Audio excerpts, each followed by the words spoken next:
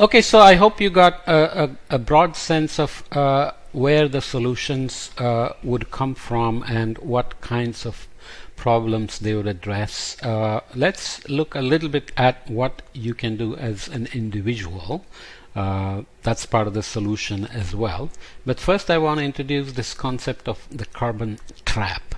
So this is a nice paper that came out in Nature Climate Change, I think maybe last year or a couple of years ago. You can look up the date. It says climate politics, metaphors, and the fractal carbon trap. If you don't know what a fractal is, then don't worry about it. This is an idea that emerged in the 1960s. Ed Lorenz showed that the weather prediction problem is chaotic. So if you make a small error in the initial condition for integrating the weather model forward to make predictions after 6 hours, 1 day, 2 days, and so on, the small errors in the beginning would become large errors with time because the system is non-linear. And then he called it chaos, and then it turned out that these kind of dynamic systems with chaos produce patterns which are fractal in nature, which means when you zoom into them they have similar morphologies. Let's say, I don't know what the word would be. They look similar at smaller and smaller scale, so it would look like a leaf at large scale, and the tree with its branches, and then if you look at the leaf, it also has a middle vein and branch-like veins going out, and so on and so forth. So there are many such examples. And the other property of fractal systems is that they tend to have so-called strange attractors. So no matter where you start, you tend to head towards certain certain spots in the phase space. So I don't know, I'm just trying to explain a very mathematical concept in words. So as I said, don't worry about it.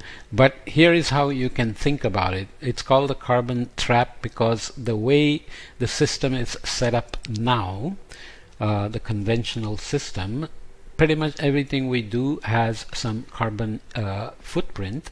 The food we eat, the water we drink, the travel we make, clothes we buy, the phone we buy, TV, anything and everything. Life in general consumes energy and pollutes, but of course we are talking about massive unintentional and intentional massive pollutions by human beings. So in the conventional system, we are looking at the challenge as reducing emissions to avoid worsening the climate change, which is what been the focus of this section on solutions, for example, how to reduce emissions. The metaphor used here is global commons, and I think you already know the word commons. We used it a little bit before. It comes from the 1960s, the concept of tragedy of the commons, as I explained before, where there is a pasture which is shared by many people for grazing their cattle. The pasture is freely accessible to all. Since the fodder is free, more and more people begin to buy more and more cattle to graze them for free and make money from it, or get milk and meat out of it, and so on. But if there are no regulations, then soon there will be so many cattle that there won't be enough pasture for anybody. So these are called tragedies of the commons, and the metaphor in the global warming sense is that you pollute somewhere, and these long-lasting pollutants like CO2 or even the shorter-lived ones are polluting everywhere. They're trapping energy and warming the entire globe with some patterns, of course, and so on.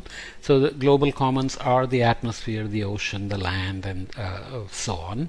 And the goal then becomes one of production of public goods and a distribution of emissions reductions, which has been the framework for United Nations Framework Convention on Climate Change, where negotiations happen and countries commit to reducing emissions by reducing the energy intensity of their GDP, carbon intensity of their energy, and creating additional carbon sinks with afforestation, renewable energy, and so on and so forth.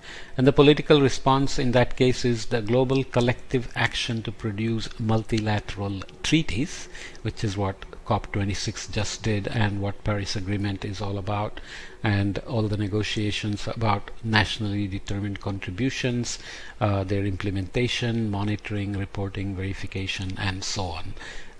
This is not working. We will see in a minute that despite 25 years of negotiations, emissions have not gone down. Despite all the solutions we have been looking at, we are still not on target to reduce emissions fast enough to avoid 2 degrees C warming by 2100 and so on.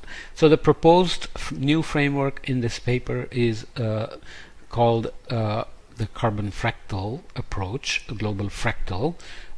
So the logic of proposed global fractal metaphor is that the challenge is not one of emissions reductions, but it is about decarbonizing the whole system. Decarbonize the whole system, and then the metaphor becomes one of global fractal, how to look for all these strange attractors where everything we do ends up adding to the emissions, and address those strange attractors to make sure that we don't keep going back to the more emitting activities.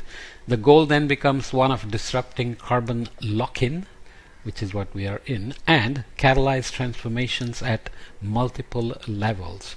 So not just energy, but also food production, transport, buildings, cement, steel, everything we do, everything we produce, everything we want to do. So political response in that case would be of experimental, multi-level, multi-scale action to overcome the fractal carbon trap. So I may not have done a very good job of explaining the fractal, but please read up, or just remember that decarbonization can be a very different pathway than emissions reductions, and it is safe to say emissions reductions has been not a very good metaphor so far. Okay, so that is used also intentionally to mislead people. For example, here is the increase in carbon dioxide since the beginning of the Industrial Revolution.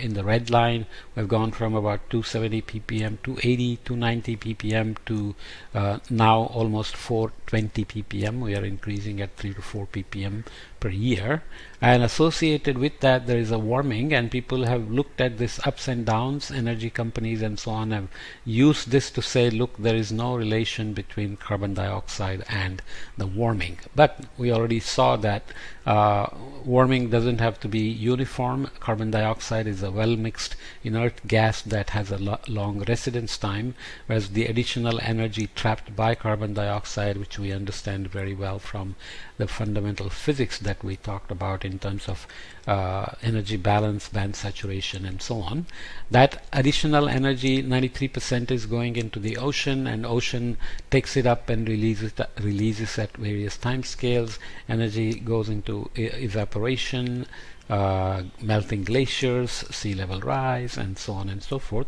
And there is in year to year hiding of energy and releasing of energy because of things like El Nino and La Nina and so on.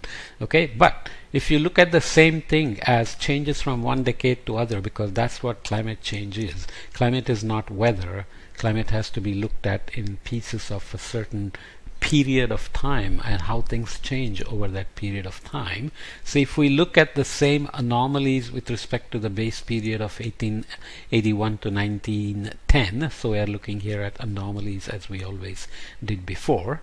So we were cooler than this average before, and then after 1940s or so we have been above it and rapidly warming along the way. So if you do it as decadal averages of anomalies around the same baseline, you can use a 20th century baseline, it doesn't matter. The decades were cooler before about the 1940s, and then we started jumping around a little bit. But since the 1970s, each decade is warmer than the previous decade, and we are headed in the same direction for the present decade as well, which completely obviates the fallacious argument based on this kind of up and down in the global temperature anomaly. So each decade is now warmer than the decade before. So this is what we have to worry about. Okay, so I will leave this here and then start talking about some of the most common suggestions made by various experts, outlets on what individuals can do. I will go through them, but again mention the caveats and the pros and cons, and how the carbon trap affects all of us in just how much we can actually do, because the system doesn't let you go too far with whatever you want to do without coming back to carbon emissions, unless you completely drop out of the system, drop out of the grid, grow your own food sustainably, manage your own water and energy sustainably, and so on and so forth. If you want to remain a part of the society, then carbon trap gets you right now. So let's look at some of those ideas in the next podcasts. Okay.